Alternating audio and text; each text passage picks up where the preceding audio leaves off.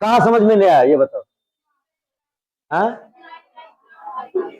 Diagram में देखो क्या है, यहां से यहां तक का लेंथ है कैपिटल एल। सुनिए, अगर ध्यान दीजिए, सवाल 1 मिनट के बाद बना लीजिए, अगर ध्यान दो। जो नहीं समझे वो, जो नहीं समझे वो यहां ध्यान दीजिए।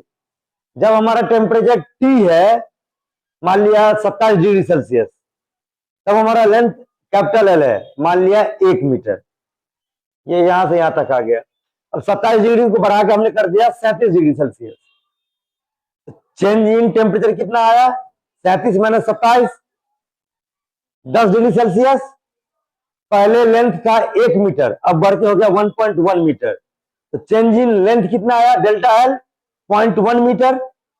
वही यहां है एल और डेल्टा एल। एल है 1 मीटर और डेल्टा एल है हमारा 0.1 मीटर। ये तो हो गया लेंथ का, टेम्परेचर का।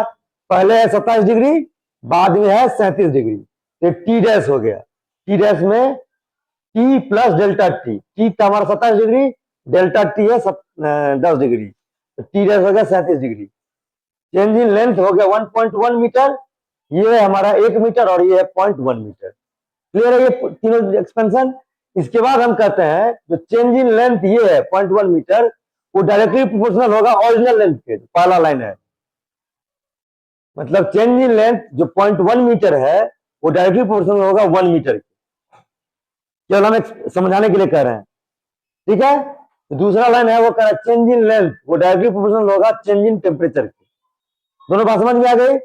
अब ये अगर हमारा पहला इक्वेशन 1 है, पेन किसके पास था? ये हमारा, ये हमारा अगर इक्वेशन 1 है और ये इक्वेशन हमारा 2 है, इस दोनों को कंबाइन करेंगे हम, तो चेंज इन लेंथ हो जाएगा ओरिजिनल लेंथ पहला इक्वेशन से into change in temperature. Clear?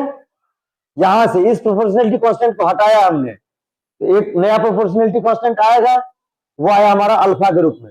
ये अल्फा और ये डायरेक्टली प्रोपोर्शनल का सीन है, ये दोनों ध्यान दीजिएगा।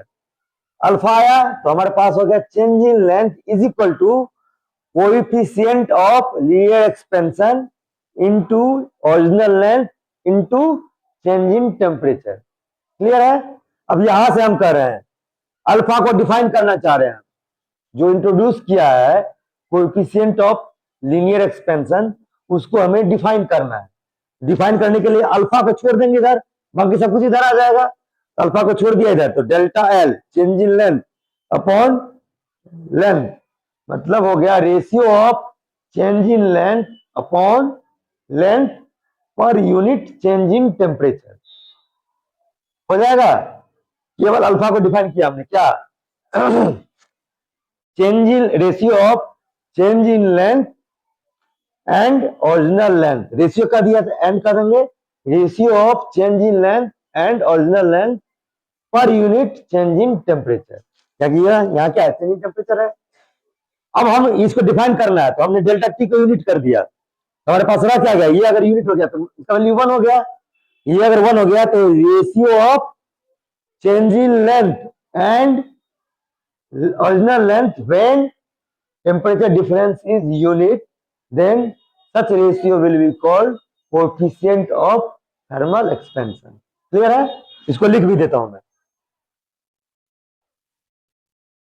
Alpha is equal to coefficient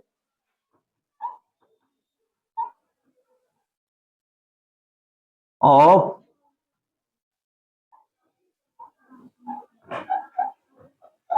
thermal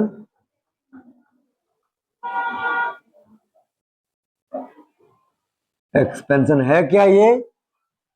था क्या ये? Change in length, ratio of change in length and original length, ratio of, 1 minute, change in length and original length कब? व्हेन चेंज इन टेम्परेचर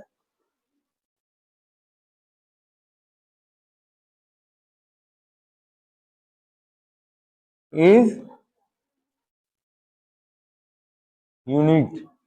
ठीक है, इसका स्नैप ले लो। हाँ पूछो, क्या पूछो? हाँ सॉरी।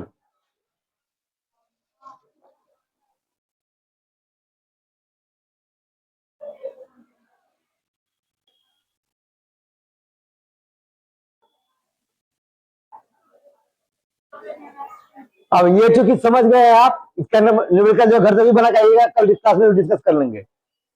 तो आपको जो एरिया का एक्सपेंशन है वो और वॉल्यूम का एक्सपेंशन है वो समझने में आसानी होगी।